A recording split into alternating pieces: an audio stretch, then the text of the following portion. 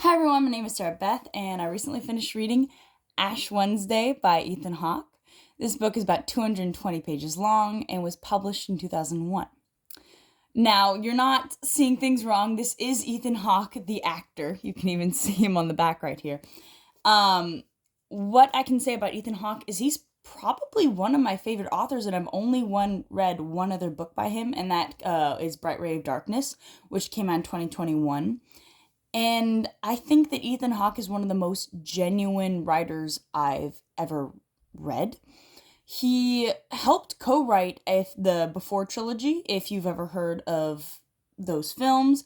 They're absolutely beautiful. They show what human connection truly is.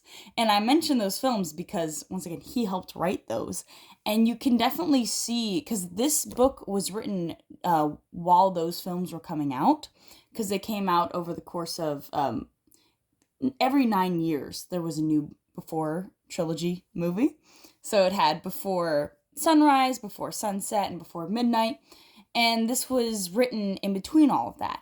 And I think it definitely shows because there's a lot of themes here within the characters that I think were also very prevalent in Jesse, the character that he played in the Before trilogy. And I think that's just reminiscent of where Ethan Hawke was in his life. So this book centers around two characters. You have Jimmy and Christy. And Jimmy is in the military, and he's essentially squandered most of his youth. He's still relatively young, but he's about to turn 30. And Christy is a slightly younger. She's strong in a professional sense, but she struggles to connect to other people around her. She often distances herself. In a way, Jimmy is has the same exact problem, because he basically puts up this facade and he's constantly quoting cliches to keep everybody at arm's length. But when you actually see his internal monologue, because the book is written so that it switches perspectives constantly between Christy and Jimmy, and you see the strife that he's had in his lifetime, and you see the struggles that he faces when he tries to compare himself to his father, because he loved his father, who was severely mentally ill.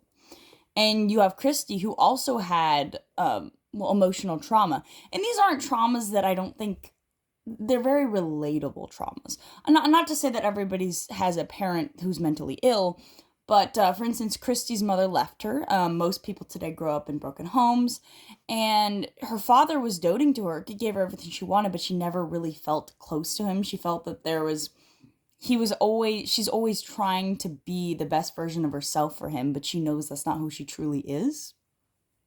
So this novel is kind of accepting who you are and trying to move forward with your future with events that are pressed upon you. Because in the beginning of the novel, you learn Christy's pregnant and Jimmy just broke up with her. And why did he break up with her? She didn't tell him she was pregnant. He broke up with her because he couldn't take the emotional strain of a relationship. He just believed that it was what he should do. He thought that it was for the best that he should leave her. He didn't even have a really good reasoning for it. So Christy skips town, and she's pregnant, and she decides she's not going to tell him. She's just going to go home to Texas because they're living in New York. And Jimmy finds her on this trip and confronts her and says, "Let's get married." And a lot of the book is, it's so much a slice of life. It's so realistic to how people actually act, especially when they're young. There's so many people that take this approach and the spontaneity, and especially when you're in a stressful situation, you will put yourself and agree to do things that maybe you might not have normally. But at the same time, there is that love that's kind of centered them together, that they need each other, and they're ready to take that leap into this relationship. That's not to say that Jimmy isn't extremely immature, because, he essentially picks a fight with a group of teenage boys and, threatens people. He's not mature. He ends up in jail. He's not somebody that you want to raise your children, but people like that raise their kids all the time. But can they rise to the occasion to be a good father? And then Christy, who can't stop smoking. She can't stop drinking wine, which is obviously hurting her unborn child, but she doesn't know how to cope with the emotions and the stress that's been weighing down upon her since she learned of, her pregnancy.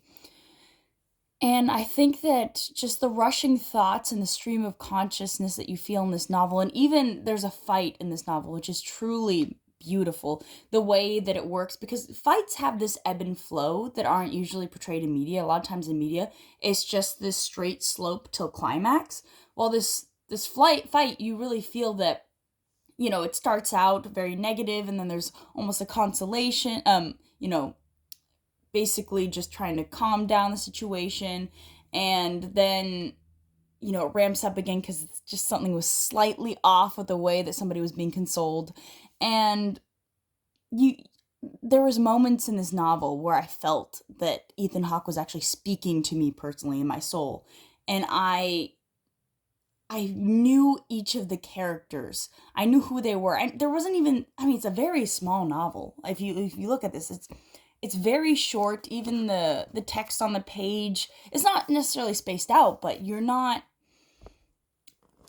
there's so much that you can understand about the person with the words that are said. And it's not that the language is inherently beautiful. It's not lyrical in quality, but it's the fact that you can feel the genuine quality of it, and I can see the life that is being had when reading this novel.